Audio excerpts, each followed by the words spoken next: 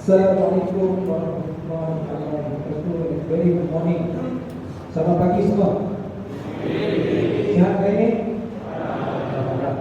Okey, kita mula-mula kita akan teruskan majlis kita pada hari ini.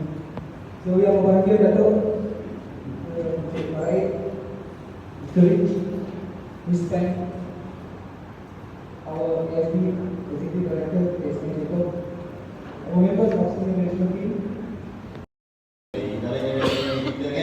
Saya tunjuk kita punya volume, defect, pasal kita punya safety dan sebagainya.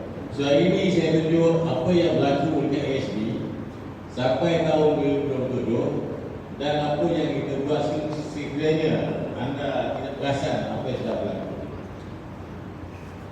ASB, model yang kita launch pada tahun 2026 hingga 2027 ada skop dia ada assembler, kita ada 8 assembler, kita ada 17 program, total produk kita nak jalan 39, dan timeline dia antara 2026 Januari hingga April 2027.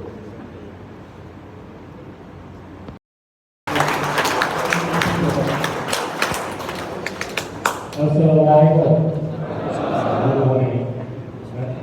Terima kasih kerana di sini pagi ini. Ini kali kedua kita buat kita punya town hall. Tujuan kita buat town hall ni sebagai kita ada face to face, bertemu muka secara langsung. Saya ada dua soalan, mungkin simple bagi golongan tapi besar bagi pada kita punya kerja lah. Soalan pertama tentang sejati motor ni tadi. Kenapa masih dalam dilema? Apa status? Apa poin ini?